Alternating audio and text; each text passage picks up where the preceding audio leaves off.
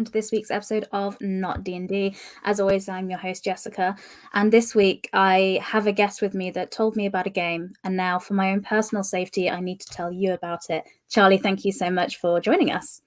Oh, thank you for having me. It's a pleasure. So this week we will be talking about your game, Don't Play This Game. Could you give us a little elevator pitch of what this is about? Absolutely. So if you've ever had a chain email or a chain letter, the kind of thing that went around when you were in school, that kind of said, if you don't do this, pass this on to a certain number of people, do a certain thing, then in 7 days something terrible will happen to you, like you'll die or you're cursed or something awful. Yeah. And that's what this game is, kind of in a nutshell. But the idea is that the game itself is not just the game; it is a entity, a creature that curses a person and makes bad thing happens in their life. However, the game that it likes to play with this character is it likes to get people to record things, write them down, take a photo, draw pictures of all the terrible things and spooky happenings it makes happen to this character. And that's how it feeds. And whether you live or die or defeat your own entity, the game gets passed on and curses another person, and the chain continues. So it's a solo RPG that one of our playtesters calls it. It's a bit like if you're playing Pokemon Go, but you're trying to defeat the Blair Witch and go out and hunt for wherever she may be. So that's the vibe and the general thing of Don't Play This Game. Amazing. Pokemon Go is not my go-to reference. So people watching, listening understand now why upon getting this press release, I had to do an episode and share it with you now. So the main topic we'll be talking about, Don't Play This Game. It is live on Kickstarter currently right now. So I'll put the link in the chat if you're watching it live. And if you're listening to the podcast, it will be in the show notes there. And it's live for another 2 weeks as the day of recording. Is that right? 2 weeks? Yes, I think, just over 2 weeks. So I think it's the 3rd of November is our final day. And funding. It is fully funded, so it's definitely happening. It's funded many times over, and we'll come back and talk about the Kickstarter and the game in a little bit, because to get started and to warm us up, I want to talk a little bit about you, Charlie, because I'm nosy that way. So I ask everyone kind of what's their background and history with role-playing games. So do you remember the first tabletop RPG you played? Yes, so the first tabletop RPG, I'm afraid I'm going to be kind of pretty boring and pretty typical. That my first RPG was definitely D&D 5e, and it was when I came to it a little bit later, I think, than other people. So I started playing at university, where one of my friends just really wanted to DM and kind of invited me along to a game, and had a great time. And then my cousin was into D&D as well, and he ran a game, and I kind of guested in like his home campaign as well, and I just got the bug for it. In terms of when I started GMing, though, there was actually quite a gap. So I played for a bit at university, and then left, and then kind of went to the world of work, moved around quite a lot, and ended up in London. So my background before being in game design was in film and TV. So I was working in post-production down there, and all of my friends have been scattered to the four winds. And I was still screenwriting and doing prose writing at the time. And I ended up winning a writing competition for a horror story, no less, with Penguin Random House, which had a prize, Amazon voucher prize. And I used that to buy all the D&D books and say, hey, let's run an online game. Well, we didn't start with an online game. We went to the Peak Districts and stayed in the yurt, and I taught them how to play D&D. And amazing! What a great weekend! It was so much fun. It was lovely, and I kind of then transitioned from player into forever GM. At that point, which was lovely, because I absolutely loved running games.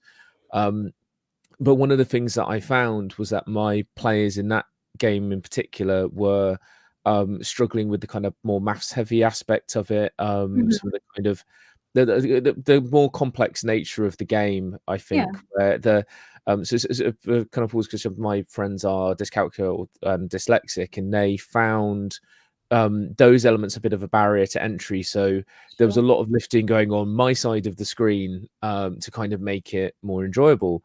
And we'd all studied screenwriting together and film, and basically I wanted to make play movies with them on the tabletop. So I ended up homebrewing a little system that I playing with my friends, and we just like replicated our favorite movies and had an absolute blast of it. And then one time I was back up in Nottingham, where I'm based again now, visiting my family for Christmas, and my brother, who is now my business partner, spoiler for later, Yeah. runs a friendly local gaming store, Seven City Collectibles, Amazing. in Stapleford, and he was asking kind of what I've been up to, and I showed him my notebook with this kind of homebrewed game that I was running, and he sat down with a glass of whiskey after Christmas dinner and gave it a read, and he closed it and said, "When do you want to make it?"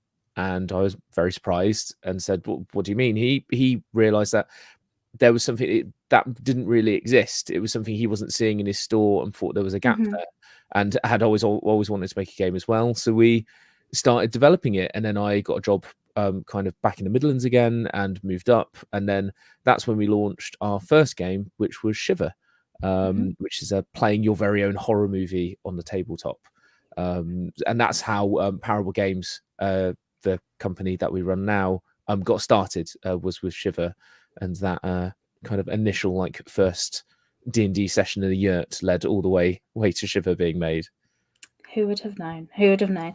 Yeah, Shiver, another fantastic RPG. I'm going to have you back on to talk about that sometime, because I originally really talk about Shiver, and then you said, "Hey, let me tell you about this game," and I said, "Okay, we have to do this one instead." So we're starting by talking about Don't Play This Game, and at the top you gave us kind of a summary about what the game is. So it's kind of, like, as you said, a solo kind of RPG, but the one thing I really liked about it that captivated me was I really like the legacy aspect and the idea of passing it on, because you mentioned your inspiration of like those chain emails you get, like, take this to 7 people, otherwise your hair will fall out. I don't know.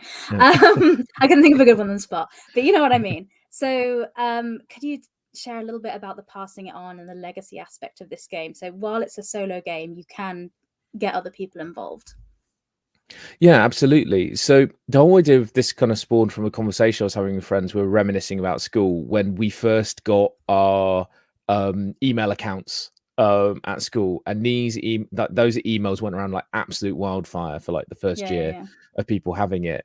And that's where it kind of twigged in my head of kind of what if there was a creature or an entity, which is what we ended up calling it, that moved and fed this way, in terms of kind of how it spread between people and was cursing people.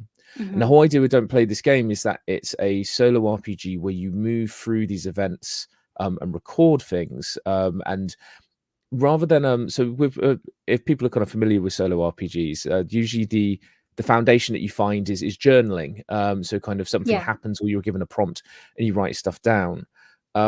So we kind of wanted to play around with that a little bit, with the kind of more found footage vibe, the kind of like 90s like analog horror aesthetic that we've been going for, by making it more open to a multimedia way of recording things. So rather than just writing stuff down, you can take photos, you can record your voice, you can take video, make your own small found footage movie, upload it to YouTube in parts, kind of do it on TikTok. We have someone who's been playing the game and has gone out into the woods for a week and is playing the game each day and recording bits and stuff. So it's been very exciting. So it's very open-ended. So rather than kind of just having quite a neat and orderly journal, very much like the things you'd find in these found footage movies, like the Blair Witch Project, you end up with this scrapbook of horrific madness that's kind of stitched together with twigs put inside of it. And as you kind of play through the game and you play through the events, you get closer and closer and closer to the entity, and eventually you will face off against it. And whether your character lives or dies, you pass that game on. So, and that can be kind of internally. So you can create a new character yourself and carry your story on through the lens of somebody else and have it a new character. But one of the things that were really interesting was this legacy aspect, was the idea of the chain aspect, in a way actually becoming, although it's all the horror theming behind it, it ends up being a very positive thing, in terms of that. When I've been playing with solo games a lot of the time, that they're very relaxing, they're very wholesome. Usually they're quite cozy in nature, but they're very kind of self-isolated is the kind of word I'd Yeah. use. You kind of make them, you make it for you. It Mhm. sits by itself, and then it doesn't really pass on or go anywhere or grow. It's very much that unique and tidy experience. And Yeah. this is my response to that, of wanting to make something that was a bit more sprawling.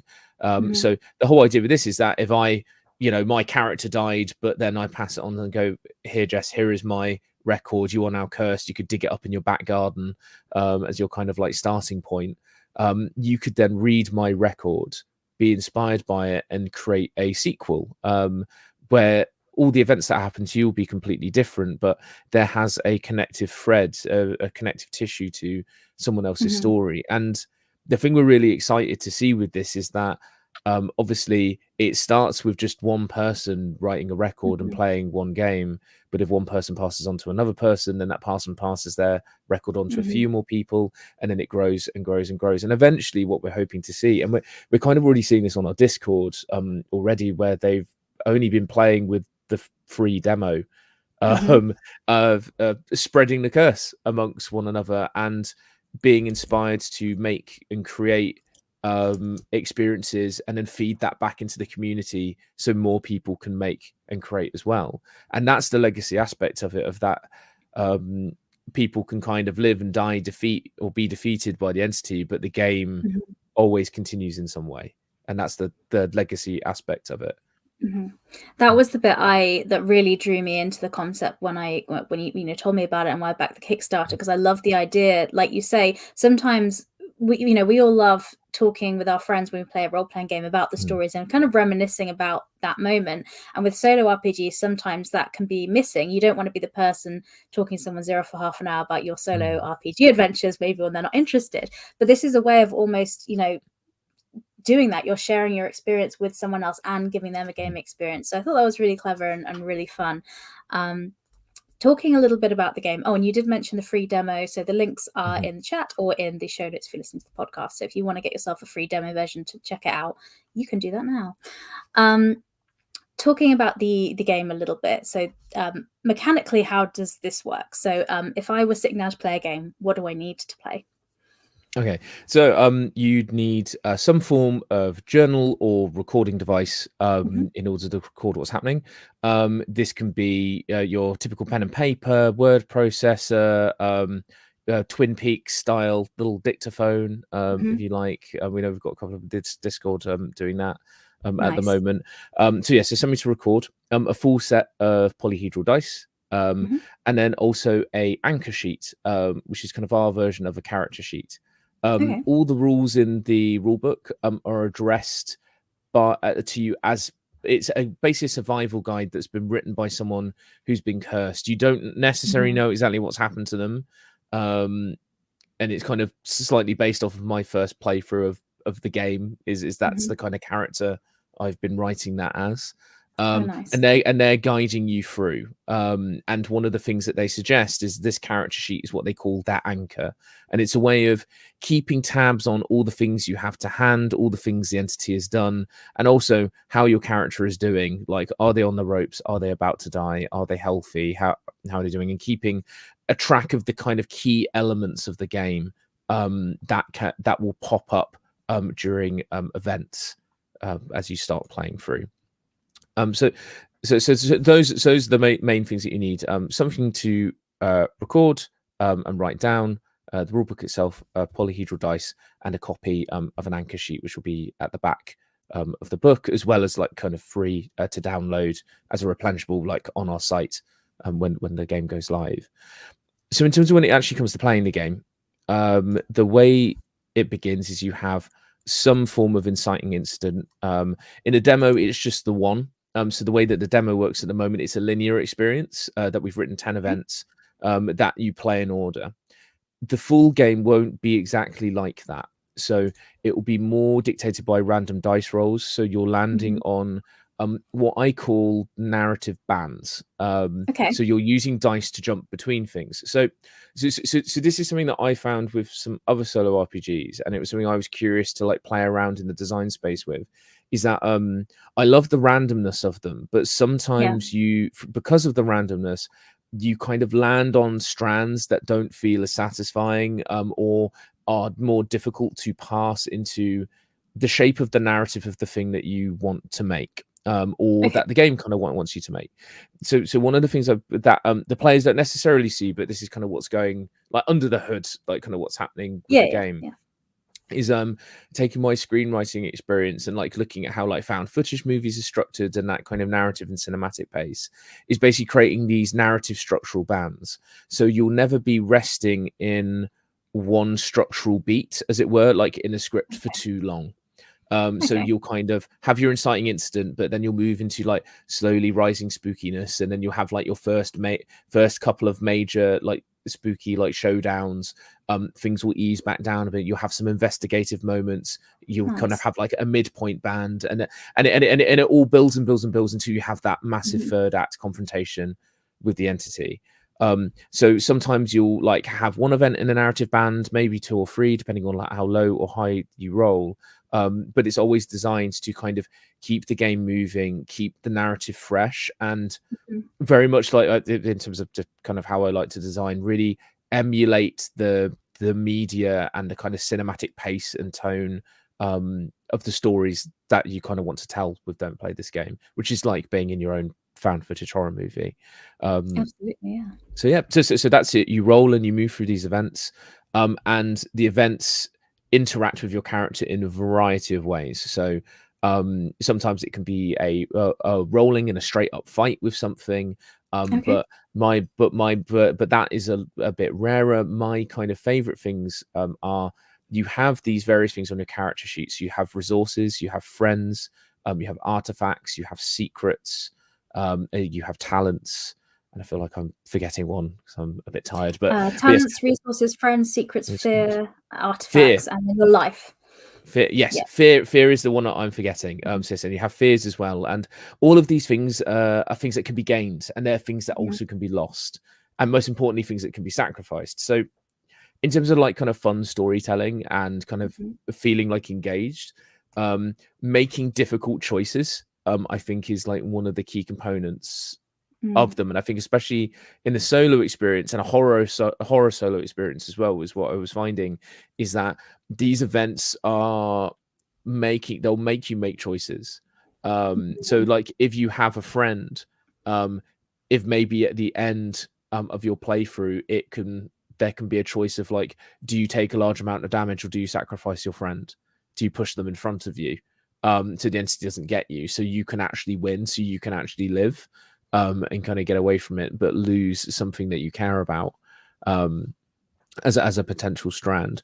Or it can just be something that's a little less intense, like you having a resource that you can spend, that you can use, or an item, and that could be something of like a pot of money inherited from a dead relative, maybe at the start of the game, to just having a high-powered torch or a security system in your house can be a resource that can interact with the game and change the narrative in various ways. These are all kind of things that pop up on your anchor sheet that you lose, you gain, you cross out, you put marks by, and kind of create this story through these marks that you make on this sheet, as well, and make decisions about what's important to you, what's important to your character, and what do you think is going to be the best way to try and get through this and win the game. Fantastic. So you talked a little bit before about the different mediums that you can use, to record this. Mhm, Because, like you say, most solo journaling games, people are used to writing it, but this really mhm. encourages you to do pictures and loads of other stuff. Do you have any examples of different ways that people have already started doing this in different creative ways? And are there any actual plays or things people can have a look at?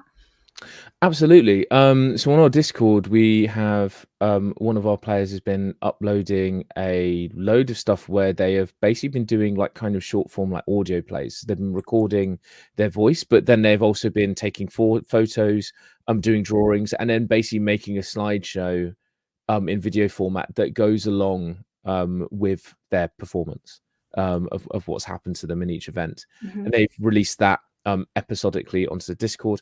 I think one of our friends, Santa, from Rolling Smart People, is editing that together as well and helping him basically and releasing that as an actual play podcast. We also have some friends at the Scavengers Network who are working on our actual play, which is going to be released very, very soon.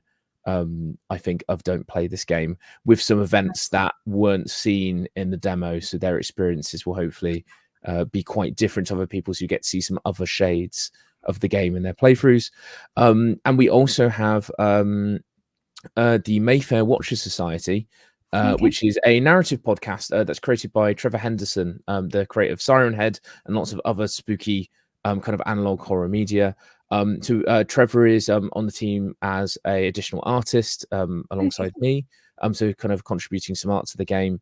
But we've also collaborated with him and the team on that podcast to create a narrative podcast. That episode, it's about half an hour long, that is represents what it's like playing the game as well. So it's almost like the pinnacle of what I imagined somebody making with the game, because basically Trevor and the team all sat down and they played the game and used that as a foundation to write the script for that podcast, which is just really, really fun. So I'd really recommend listening to that as well, if you're interested. Amazing. Sounds very good. I think it's so interesting because hearing about your background with, like you're saying, working in media and writing, it all makes sense how this has kind of come together as, and also your interest in found footage horror. So yeah, it makes sense this has all come together. And I think it's so interesting that you've taken solo RPGs and introduced other forms of media. And the thing you mentioned about that person on TikTok doing a little version of it sounds so fun and accessible. And also accessible in the sense of people, you said D&D, you found some people didn't find it accessible because of the numbers or being dyslexic. I stayed away from solo RPGs for a long time because I'm dyslexic, and the idea of having to write loads of stuff out sounded like someone was trying to punish me. And then I kind of realized that, I can just record it. So I think sometimes letting people know that, hey, you don't have to write this down, you can do drawings or you can do videos or audio, whatever, just gives them the freedom to kind of get involved with solo RPGs. One thing with solo RPGs and with all horror RPGs, I always do safety tools at my table, and most horror RPGs advise you to, because when you're sat at a table with other people, you want to make sure, everyone's happy playing what you're playing and talking about what you're talking about. How do safety tools interact with a solo horror RPG? Are they slightly different, or are they the same, or what sort of advice do you give on that? So we front load the safety tools up at the front of the book. So they're the only part of the book that's neutrally written, I would say, because we wanted them to be like kind of firmly clear and visible and really easily accessible for everyone. So if they're ever feeling uncomfortable or unsafe, then they know exactly. It's to literally just go straight to the front of the book, and everything, all your guidance you need is always going to be there. In terms of how it differs from kind of like multiplayer RPGs, it's quite interesting. So it's, especially kind of with a horror RPG, it's all to do with the level of immersion that you're kind of placing yourself within a world that you're creating, especially as Don't Play This Game encourages you to like go outside and interact with your environment in like interesting ways, like go and find a abandoned building, take a photo of it, and imagine there's like something in there. There is this kind of alternate reality game element to it, that is kind of you're transposing this narrative and fiction onto the world around you and using that to create something, which is very, very immersive. But obviously we don't want people to tip off the edge of that and it become uncomfortable, it feel too real, too scary, too uncomfortable. So a lot of kind of what we're kind of writing there is as well like there is there's no one there kind of X carding or kind of like checking in. It's very, as if you're very much playing in a solo environment, it's just you.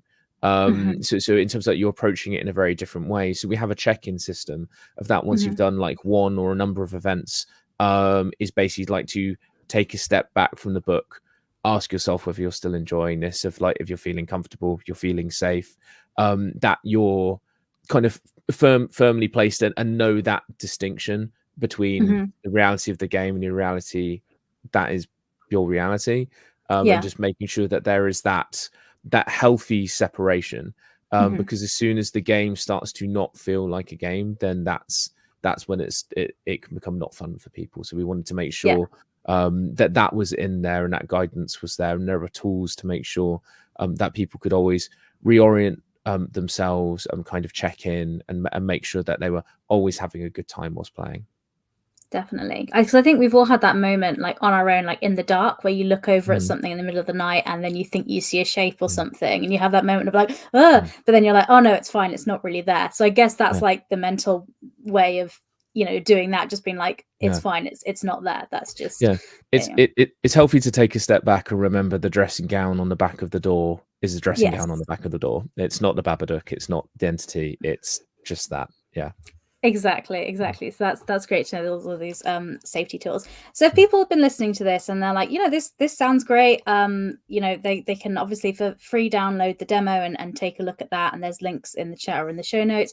If people are like, this sounds really great, I'm sold. The Kickstarter's live right now, so they can go pick it up. It's been doing fantastically well, so it's definitely happening. I think you funded in the first few hours. You're about to hit your final stretch goal of like 50,000. Tell us a little bit about what you actually get on the Kickstarter. So on the Kickstarter, obviously like our base level is just the book, the main thing that you need to play, but we're also offering a premium journal and set of blood-stained dice that potentially belonged to a previously cursed person as well.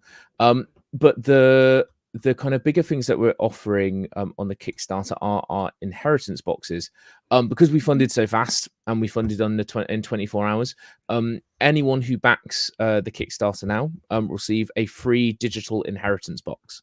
So cool. what that is going to be is you will receive a creepy zipped folder from me of videos, audio, pictures, spooky stuff that you can pull and put into your record and put into your game, and use it as inspiration and use it as props. Because there's nothing like having a higher amount of production design in your own movie to kind of make things feel more real and feel more immersive. So that's what we'll be offering to absolutely everyone who backs at any level. Will be be the free inheritance box. We are also doing themed physical inheritance boxes. Wow. So these are we have three main ones in total, which will be available. So you have the toy box, the dig, and the factory. So what you get within these is a additional booklet which acts almost as an expansion to the game. So it's an additional set of prompts that have more of a specific theming to them. So whilst the core book is broader and allows you to kind of transplant a lot of the things kind of around you kind of into the game, these are designed with a slightly more specific narrative in mind, that you can kind of plug in and play with the core game as well, in order to kind of create an even more unique experience. So the toy box, for example, is all about a kind of creepy old like toy shop and kind of workshop where cursed dolls' heads and various strange going-ons and a kind of rather dark and creepy history of a local toy shop is where the entity potentially is placing itself.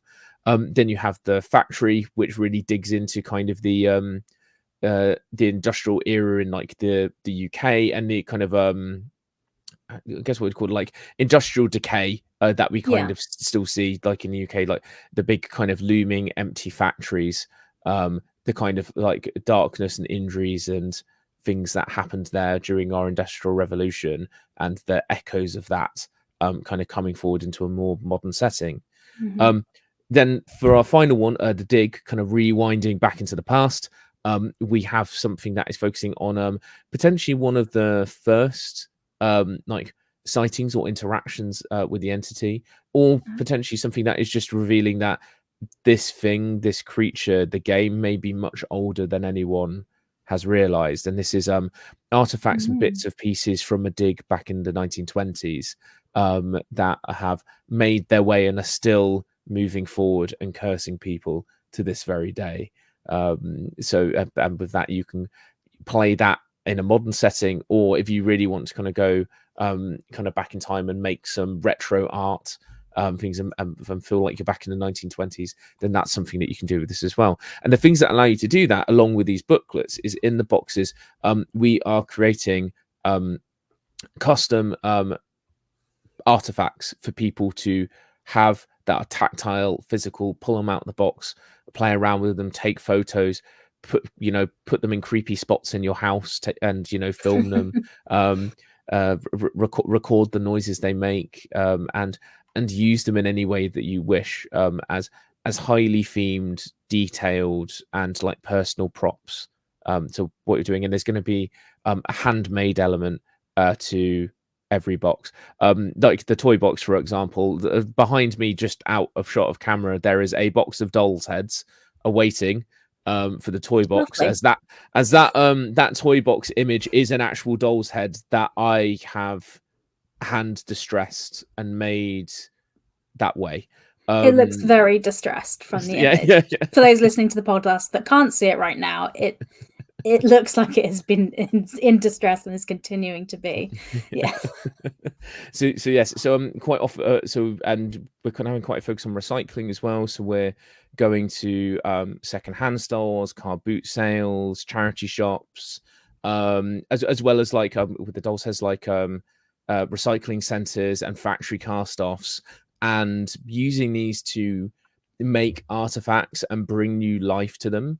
Of something that would sit on a shelf, usually gathering dust, can now become an object, a prop in somebody's game, and bring them some joy, and not become kind of an obsolete thing. And that's kind of brought me quite a lot of happiness doing that. And so it's going to have this very personal approach. And being a personal approach, even more on top of that is we have a limited amount of these, is the uniquely cursed boxes, of which we are only making 10. Currently there are only 2 left to purchase. So these are, each box here will only be unique to the 10.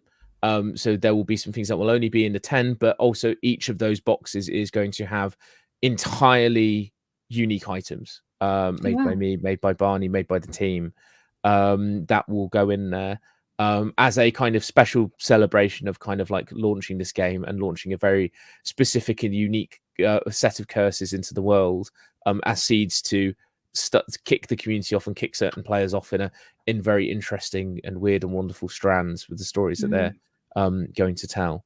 And our final top tier one, which we have only got one of left, is become a part of the book. Send me a photo of you, and me and the team will make a cursed piece of artwork where you will be the star. So there may be something looming behind you, if that is the tier that you want to pledge at. Wonderful. That all sounds great. So all kind of live on the Kickstarter to get now.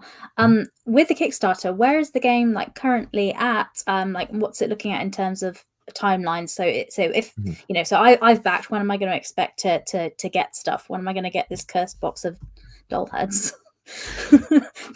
For example. So work and kind of finishing polishing up the book is ongoing, and kind of doing some more kind of like tweaks and balancing, and then there's obviously the physical element of it, which is going to be taking us a while, and putting those care into those boxes. So we are looking at delivery for this of December of the next year in 2024, but hopefully as the team has been getting faster and faster kind of each year that we start making stuff, hopefully it might be earlier as well. So yes, we'll be looking at December. If we can maybe get it 2 months earlier, hopefully we'll get it in time for the good old spooky season as well. But yes, so December 2024 is where we're aiming for delivery of all the stuff on the Kickstarter. Perfect. Well, thank you so much for coming on and sharing the game with me, giving me this curse. I hope I've now done enough to alleviate the curse of myself and pass it on to all the people listening and watching, and hopefully they get involved as well and have a look at the demo and have a look at the Kickstarter support it there. Before you go, Charlie, though, I do have a question I ask everyone, and it's if you have any recommendations for any other TTRPGs, and the rules are that it can't be D&D because this is the Not D&D show, and it can't be a game that you've made because we just spent a little bit of time talking about your game. Absolutely. So I'm going to give our friends over at Critical Kit a shout out, who some of you may know for Be Like a Crow. Tim has just released he's written it over a weekend because he's mad. He's written a game called What Possessed You, and I absolutely love the apostrophe pun. about again a small RPG about talking with the dead, and you can currently get that I think over at his website for the next 24 hours. I think you can get it for free. So if you want to pick that up, try that out, try and talk to the dead with your friends over Halloween, that might be the one. But then he'll be broadly releasing that as well. I've just read it yesterday, and it's a huge amount of fun. So yeah, go and check it out. Amazing. Another fantastic recommendation. So thank you so much. Thank you. So Charlie, thanks for coming on, and congratulations on the Kickstarter. It'd be great to have you back another time because we could talk about Shiver or many other projects I'm sure you've got planned after this one here. And thank you for everyone that watched and listened. We'll be back next week with Not D&D talking about more spooky Halloween games that you can play with your friends, or like this one, a solo game you can play by yourself. Thanks for watching. Bye.